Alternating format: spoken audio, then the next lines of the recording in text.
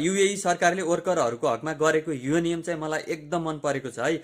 खलिज टाइमका अनुसार चाहिँ अब दुबईमा जति पनि कम्पनीहरू छन् है, आफ्नो अकोमोडेसनहरूमा भने फ्री वाइफाई गर्नुपर्नेछ। कुनै पनि वाइफाईको पैसा चार्ज गर्ने छैन कम्पनीले, फ्री हुनुपर्नेछ जति पनि आफ्ना कम्पनीका अकोमोडेसनहरू छन् है।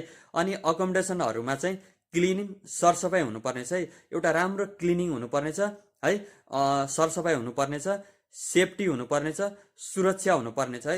यस्ता नियमहरू अहिले चाहिँ यताको युएई सरकारले ल्याएको छ। यो चाहिँ वर्करहरूको हकमा चाहिँ एकदम राम्रो कुरा हो है।